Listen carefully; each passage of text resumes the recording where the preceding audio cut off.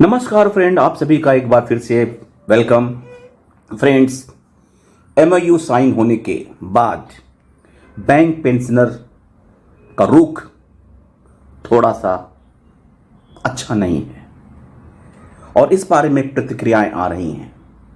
UBI से Venugopalan Cherian, everyone knows that the updating has to be given as per what they have mentioned without prejudice to the demands for updating. It means that updating will come notwithstanding the grant of ex gratia.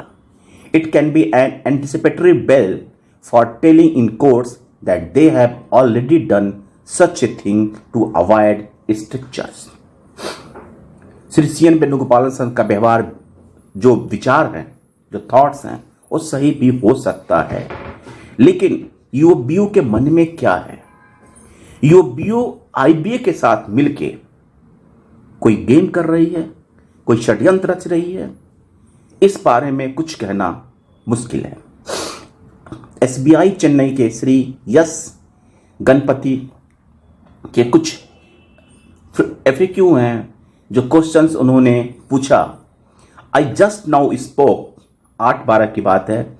I just now spoke to Nagarajan GS, AIBOA.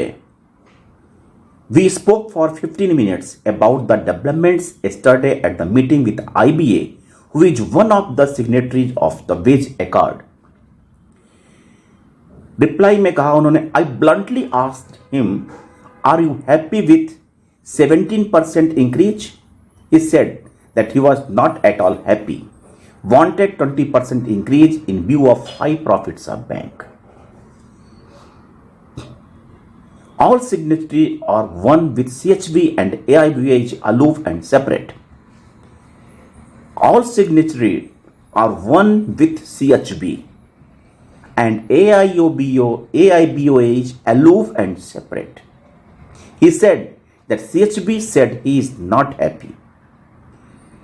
He said that because of this crooked fellow, 7 lakh pensioners are suffering. That is why he said that he came out of the UBU under the protest. He also opined that Bangladesh's chashma of CSB is a shame. Under court orders only, he participated in the wage meeting, more so in the larger interest of his members. When I asked him about ex gratia in lieu of updation, he said that all pensioner association must join protest at Delhi after January 15th must be continuous. Then only we can control CHB and government will enter under the scenario. I also shared my mail with Acharya and his reply to me telling, don't worry, we shall further put pressure on FM by a delegation again. We are at it, he said. Nagarajan said that he will also speak with Acharya and other associations for our agitation on updation of pension on RBI lines. He also said, let us fight together, let us hope. S. Ganpati.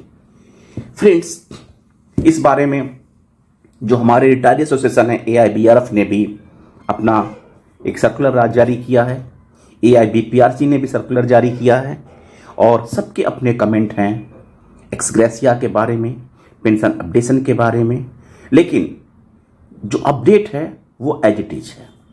सो इनका मैं आपको link दे सकता हूं, आप उस link के जरिए, क्योंकि सारे सर्कुलर लंबे लंबे हैं और at the cost of repetition उसी चीज को बार बार पढ़ के सुनाना ना मुझे अच्छा लगता है और ना शायद आपको अच्छा लगे। सो मैं उसका लिंक दूंगा, यदि आपको इंटरेस्टेड है तो आप उसको देख सकते हैं। लेकिन 100 बात की एक बात है कि जैसा कि सुनने में आ रहा है कि क्या CHB और श्री बंदलिस इनको बैंकर्स के अगेंस्ट, चाहे वो वर्किंग हो चाहे रिटायरीज हो, उनके अगेंस्ट गेम करने का क्या अधिकार है? They are the notorious fellow. मैंने अपने जीवन में इस तरह के नोटोरियस लीडर्स को नहीं देखा और कभी कभी तो ये लगता है कि सारे रिटायरीज मिलके ऐसे नेताओं का, ऐसे लीडर्स का मुंह काला करना चाहिए। और उनको मुख काला करके घुमाना चाहिए कि you are not deserve to hold such type of dignitary post. जो 7 लाख पेंशनर, 7.5 लाख एम्प्लॉइज, लगभग 15 लाख लोगों के साथ अब अन्याय होते हुए देखते हैं। जैसा कि नागराजन साहब ने कहा कि 20% हाइक, क्यों 17% में मान लिया?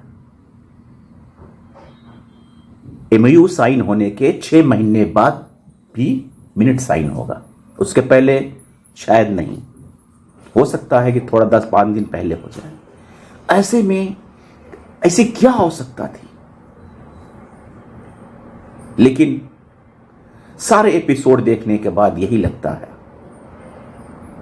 शब्दों का हेराफेरी without prejudice to pension updation, शब्दों का हेराफेरी, कोर्ट को मिसगाइड करना, एम्प्लॉइज को मिसगाइड करना और आईबी के साथ मिलकर खेल करना। This is the leadership of bankers. So friend, resentment बहुत है, लेकिन बात करने से कोई फायदा नहीं है जब तक इस पर कोई कॉन्क्रीट अमल नहीं होता है। सो हमारे रिटायरीज एसोसिएशंस इसके लिए आगे आ रहे हैं और अपने कैंपेन शुरू कर रहे हैं और डेलीगेशन मीट करेंगे फाइनेंस मिनिस्टर से। फिर कम से कम सारी बातें उनके नॉलेज में आनी चाहिए। यदि कोई रेमेडी हो सकता है तो करें। थैंक यू फ्रेंड्स, नमस्कार।